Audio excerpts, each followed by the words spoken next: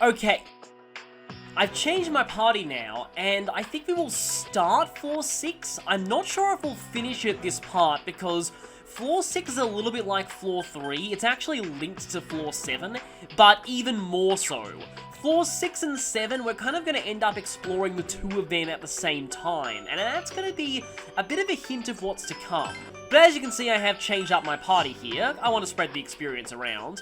I've got Junpei in here because we only have 3 more people who are still level 50, and, well, favoritism, but also I really want to get Junpei's ultimate persona as quickly as possible because it's amazing. Seriously, I'm looking forward to showing you what his ultimate skill is so much. Anyway, Kanji has Cert, Junpei has Shiki Orji, Ken has Alice, and Koromaru has Gero Makala. I've switched my navigator to Risei as well, because I've used Fuka for a little bit. Anyway, let's head into the 6th floor of the clock tower.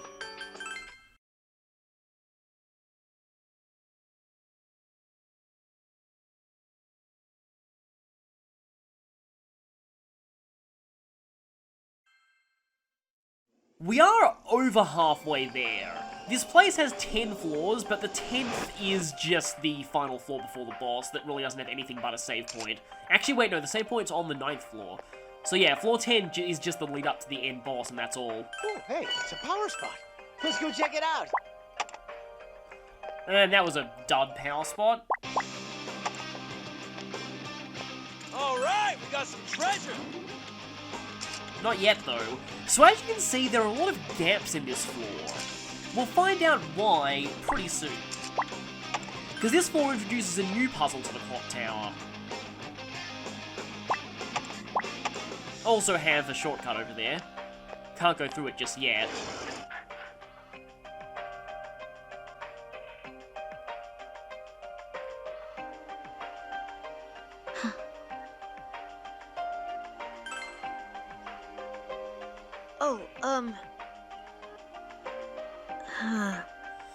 And Ken's getting his development too. I've been thinking a lot about what Rei-san said. About the point of her life. I don't know how it actually feels to die, but I do have that resolve. There's something that I must do, even if it costs me my life. But I wonder if that would be my reason for living. Sometimes I don't know. Ken-san. Oh, I'm sorry to bring this up. I mean, it's my problem. Koromaru-san is absolutely right. Ken-san, if you are unsure, why not rely on your companions? Normally that'd be good advice, but this is something that they'd probably react pretty badly if you told them. Companions. Do you think of me as a companion?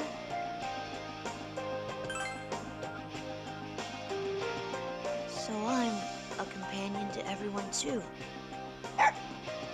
I will also use all the knowledge I have to advise you. A chameleon's tongue is 1.5 times the length of its body. Hold on a second, I need to look up to see if that's actually true. On average, roughly twice the length of its body. Okay, that's interesting. Huh? Oh, is this one of those more than meets the eye things? That is a pretty good metaphor.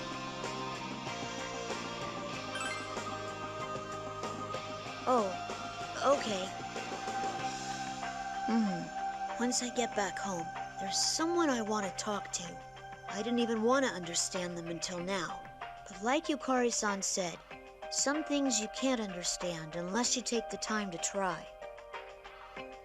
It seems as if everyone has changed after coming here. Rather than keeping the peace, they wish to confront each other to better understand. They are trying to grow. And like I've explained before, the Persona 3 cast really needed that. Does changing mean growing? And I guess needs to change too. I had been sensing something from Rei-san. Something that other people do not have. Like irradiance. That must have been her insatiable yearning for life. I believe that is the quality I sensed more in Rei-san than anyone. That is why Rei-san was always on my mind, and I wished to help her. It's most likely because I'm the same. Since I am a machine, I won't change. That's not true. But if changing means growing, I wish to change as well. I wish to grow like everyone else. Yeah, that's kind of an obvious joke there, but no, let's treat the moment with the respect it deserves. Yes. Thank you. Let's get going. There's a party waiting for us when we get back. I've said many times that I probably prefer P4's characters to P3's, but I still really like Persona 3's characters and the way they develop over the course of the story. There is kind of a sad aspect to all of this, but I'll talk about that once we get to the very end of the game. It should be pretty obvious, though. The original game still has to play out the exact same way it did. So I think you know what's going to happen when we finish this one. That is true. You know, the fact that it's a lot taller than it seems might reference how Ray thought there was a huge clock tower there, but actually it was just a small monument.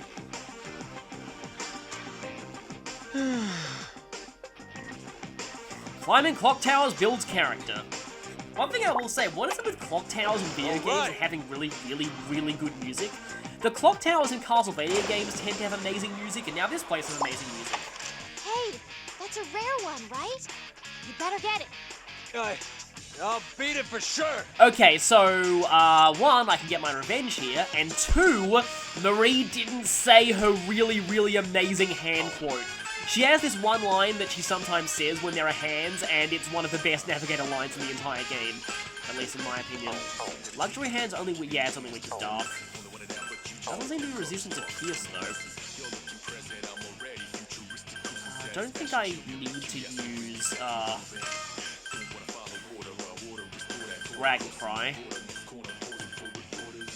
Let's see, Blade of Fury, maybe? Oh, I don't have anyone with my Lethargy Circle, so that's not good. Koromaru does have Lethargy Circle, but he's not really the best with it because of his luck stat. Maybe I should have switched Byakuya onto Koromaru, the irony of a dog using a tiger-based persona. I'm counting on you. Okay, this is probably gonna miss. It didn't, but it only did 1 damage. I'm on agility binds. I want to get my revenge on the hands. Well, we got one of them, and we'll probably get the other one too with Salone's Kiss.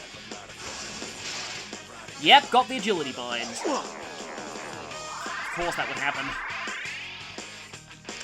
Oh, Kanji's asleep. Are you sure you want to leave him like that? I'll show you what a man I am.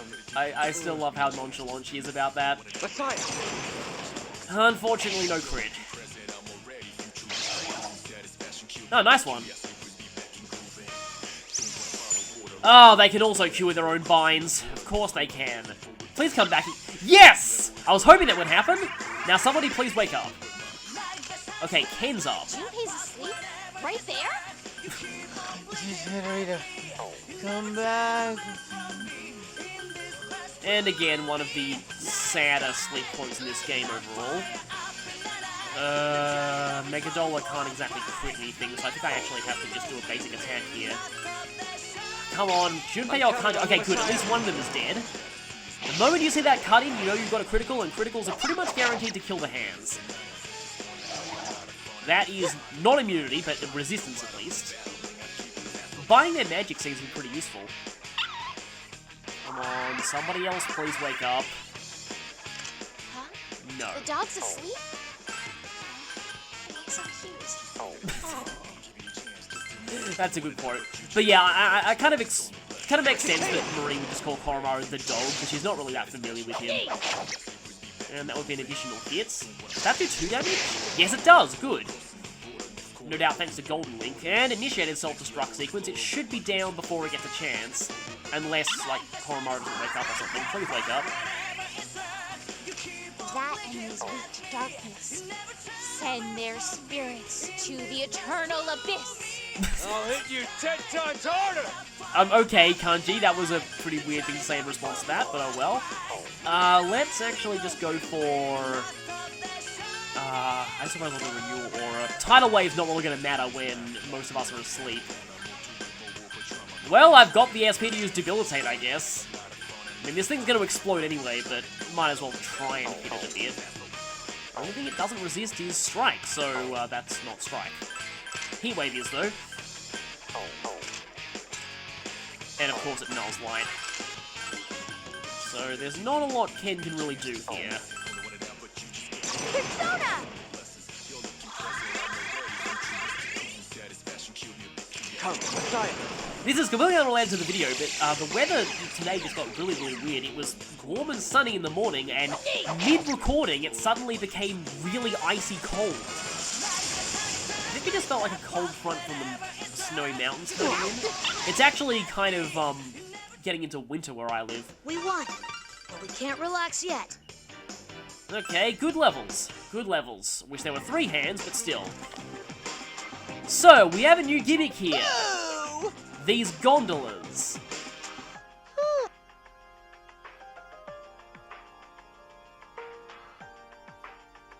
Yay! Yes, let's stuff everyone onto this tiny, tiny gondola over an abyss. Surely that can't go horribly wrong.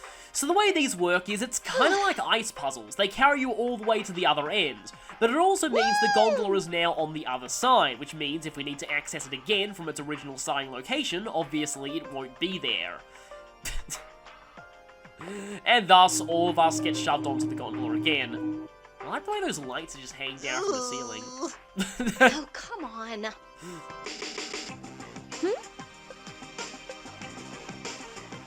Wait, somebody apologize for yelling at Teddy in this game?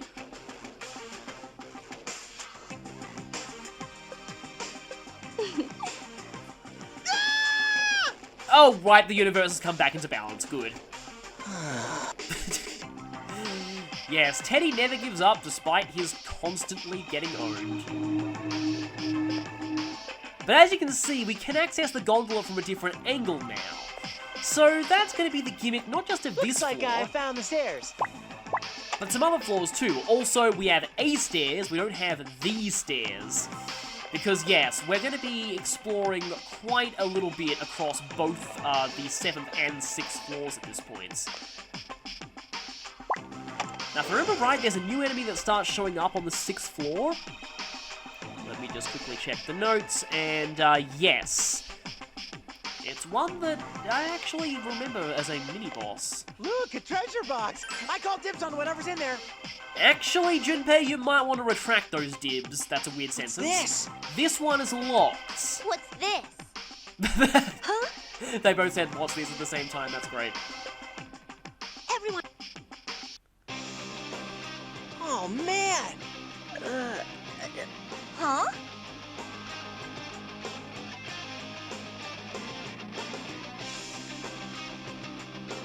Ah. What the? Whoops. What? No, damn it. Unfortunately, Zen does not have, his powers as Kronos, so he can't just rewind time for an object. That'd be pretty useful. They wouldn't put a treasure box in the game if you couldn't open it, so it's part of a side quest. I think I'll be taking that side quest on next time, as it's actually pretty involved, and it requires that elevator that we opened up earlier. Are we gonna get the new enemy here? No. Huh? 3 strong ones? Aren't you guys kind of in trouble now? I just gotta bring down that castle, right? No sweat. Yeah, of course, Kanji is more than eager to just smash down a castle.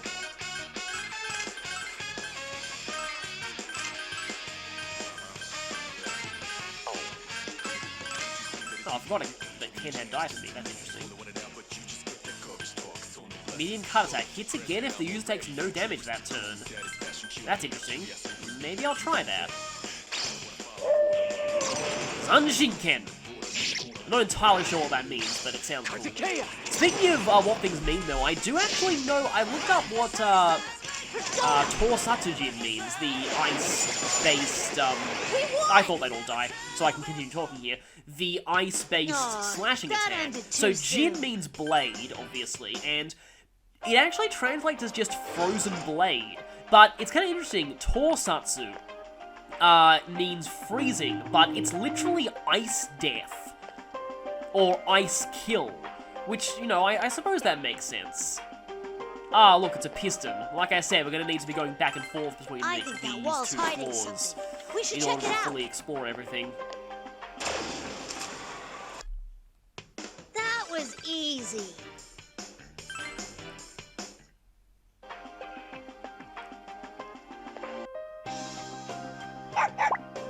And yet more stairs. So, it doesn't look like there's anything we can do on this anything further we can do on this floor. I want to use the first stairs we accessed, well, first. And it looks like the Reaper is back. Yeah, this place is a lot like Tartarus. Also, how many floors? Well, I can't remember the exact number. I know it's more than 255, because there's a few floors that you can only explore during the ending sequence of P3. Huh?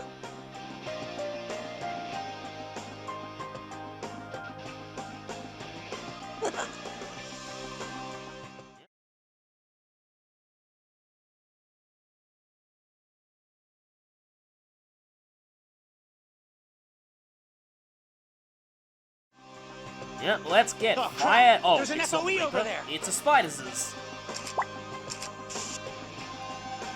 Looks like I found the stairs. Again, not these stairs, just some stairs.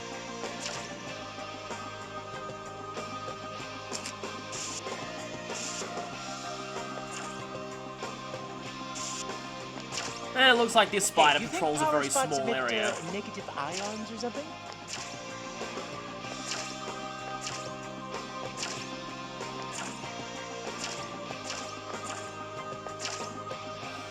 And it doesn't really look like we can get past that thing yet.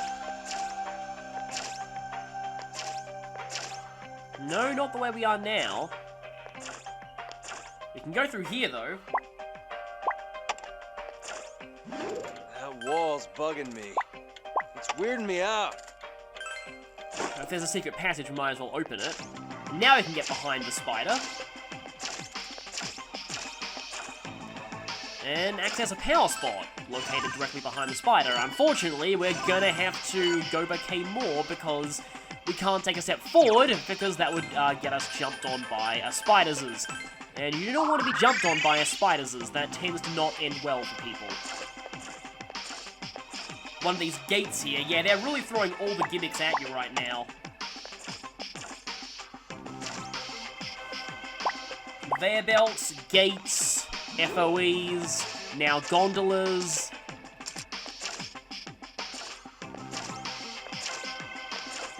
It's getting pretty complicated in here. Speaking of complicated, another secret passage.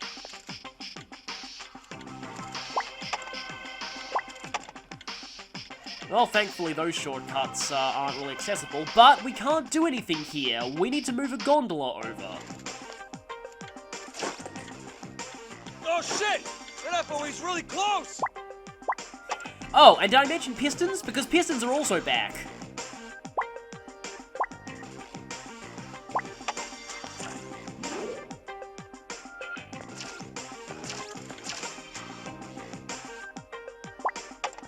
I will say, I do like how they bring back all of the gimmicks at this point. Oh, it's a switch. Well, we have a switch. And I would say this would be a good place to stop, because once we press this switch, then we'll be able to progress further on the previous floor. The problem is I think the switch does reset if you leave the labyrinth. But at least I can use it now. We can see that the piston has gone up on the previous floor. And now I can step on this 9 switch. I think in order to actually open the 9 check out door, this switch I found. we're gonna need to activate this. Because we can't actually get out of here Are you without silent? that shortcut Better hold down open. on all of them. And Rocking horses so are for basically- kids. also, Wowcan. Anyway, we have a new enemy here, the Intrepid Knight. Basically, we can't leave this area with the piston still up until we open up the shortcut just below, so... yeah, things are getting a little complicated. But anyway, the Intrepid Knight, let's see, obviously need to check my notes here before I just use Diaphemy on it, because, yeah, actually, no, the Intrepid Knight is immune to dark, I can't use Diaphemy, but it is weak to light, so I can just hammer on it. I always remember the Intrepid Knight, because I kept thinking it was a boss in P3, but it's actually not. I think the Champion Knight is a mini-boss in P3, but the Intrepid Knight, I think, is a mini-boss in Yukiko's Castle in P4, but not P3. I could also be wrong about that, but I seem to remember that it is a Yukiko's Castle boss in that game. I guess I can set up a refugee circle. I think I'll stop at this point.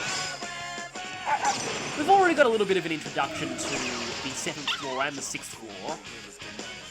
So next time we'll be completing the quest to open up that treasure chest. And also, we'll hopefully be completing the 6th and 7th floors, also High Shikiology. I remember back in P4, Shikiology loved showing up in actions late in the game.